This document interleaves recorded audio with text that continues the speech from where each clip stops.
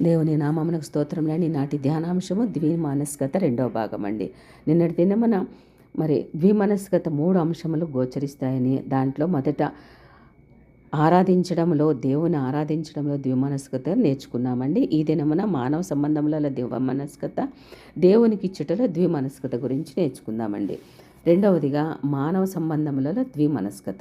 అంత్యకాలమందు తండ్రి కుమారునికి, కుమారుడు తండ్రికి, కోడలు అత్తకు విరోధముగా ఉంటారని లూకాసు వార్త 12:53 చెప్తుందండి. ఇట్టి రీతిగా ప్రతి ఒక్కరిలోనూ ద్విమనస్కత ఉండుటయే అందుకు కారణమండి. అంతేకాదు అపనమ్మకము మరొక కారణము.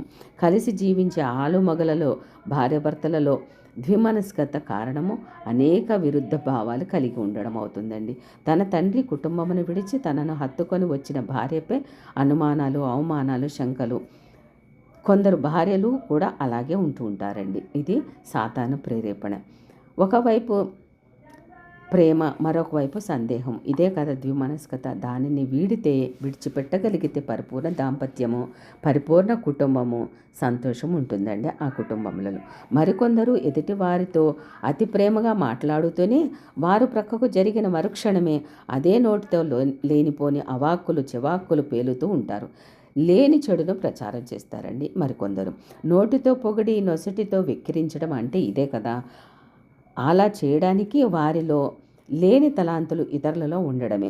వారికంటే అధికులుగా ఎంచబడుట, వారికంటే సంఘములో పేరు ప్రతిష్టలుండుట, నీతివర్తనులే ఉండుట, సేవాభారం కలిగి ప్రభువుకు అంగీకారము జీవితం కలిగి ఉండుట మొదలగినవి కారణాలు కావచ్చండి. ఎదురుగా హలో బ్రదర్, హలో సిస్టర్ అంటూనే ఉంటారండి.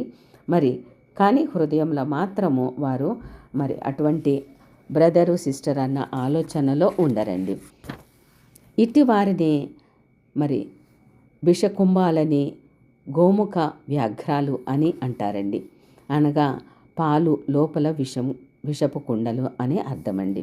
అటువంటి ద్విమనస్కులు ఉంటారండి. వీరిని గురించి బైబిల్ ఏమి తెలియజేస్తుందంటే, ఒక నోటి నుండి ఆశీర్వచనము, శాపమును బయలువెడలు. యాకోబు పత్రిక 3:10 ప్రకారం.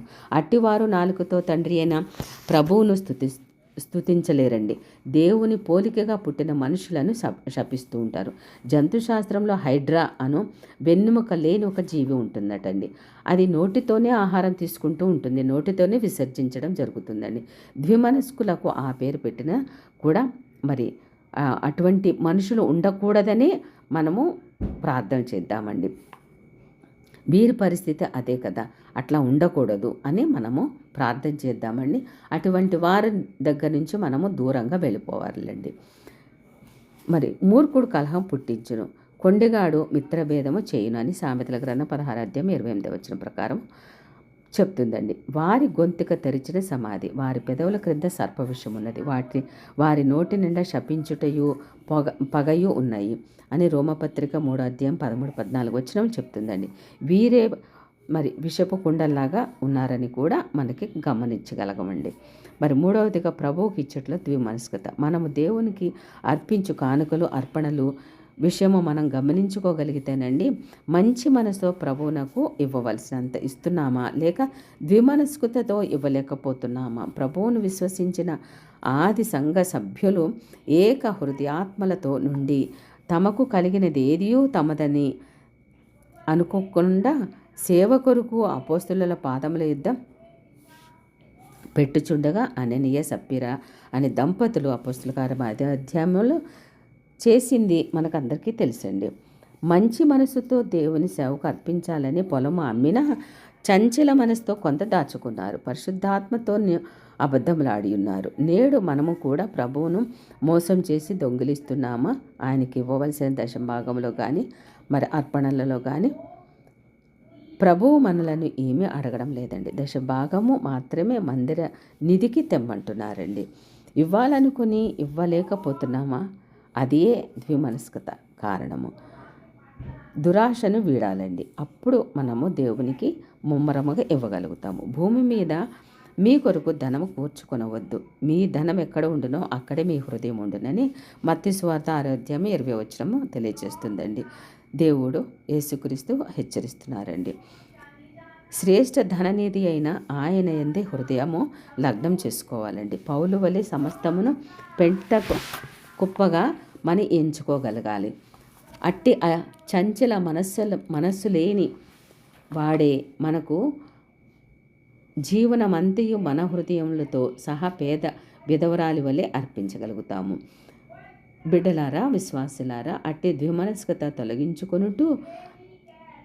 తొలగించుకొనుటకు హృదయశుద్ధి గావించుకొనుట మన కర్తవ్యము. అందుకే కొన్ని మనకి హెచ్చరికలు, సూచనలు మనం పరిశుద్ధ గ్రంథంలో గమనించగలిగితేనండి, మొదటిగా మన ప్రార్థన సందేహం లేనిదిగా ఉండాలండి. రెండవదిగా దురాశ విడిచిపెట్టాలి.